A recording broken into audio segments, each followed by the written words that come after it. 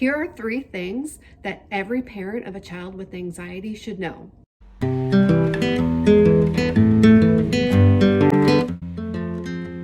Number 1, does your kid even have clinical anxiety? Of course, every human being walking the planet experiences distress and worry sometimes, and maybe even wants to avoid an unpleasant thing from time to time.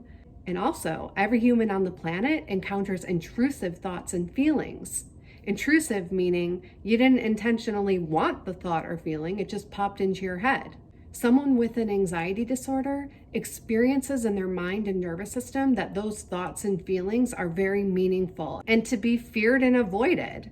A neurotypical person will have thoughts and feelings pop into their head, and they won't really give it any credence. They might not even notice it.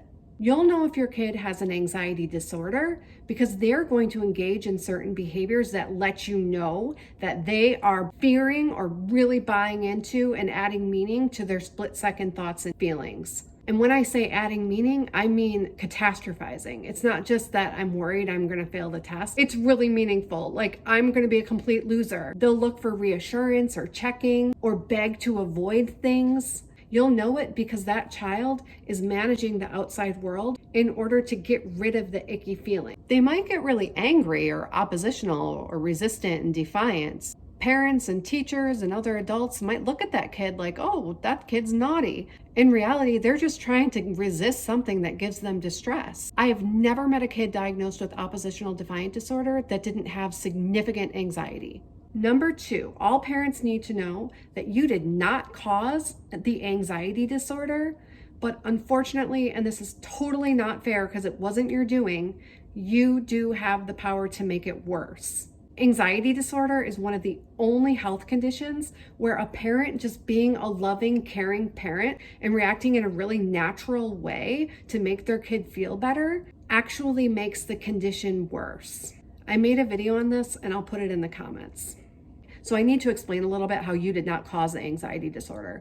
If you've been around enough infants, you know that just out the womb, kids have certain temperaments, all different temperaments. Some kids are super hyper vigilant and they're just noticing every little thing, and every little feeling they have is I'm gonna cry about this and make this stop. And some babies are like, that bug landed on me, that loud noise just happened, it doesn't alarm me, I'm sleeping through the night at 2 weeks. There are kids that are like that.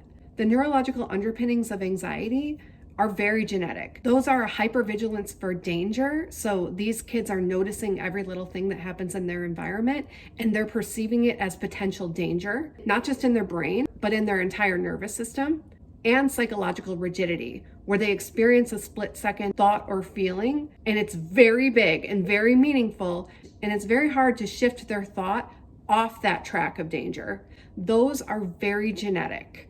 And you as a parent did not cause it by not picking your kid up enough when they cried as a baby or something like that. It's just not a thing. And the third thing that parents need to know about children with anxiety disorders is that it doesn't just go away on its own. It really does require treatment.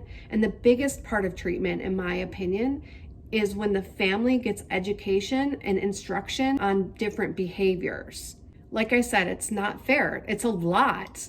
Just like raising a kid with any other atypical neurology, raising a kid with anxiety is a lot of work, and you didn't cause that. But it is really important as a parent to realize the impact that you have in the progression of the disorder.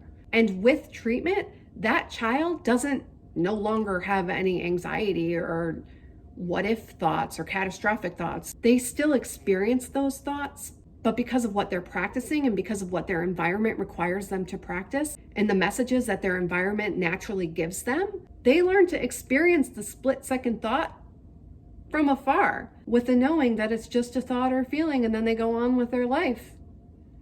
Okay, I hope that helps parents. I'm going to have a lot more videos on raising kids with anxiety and a lot more on what the parents can do at home.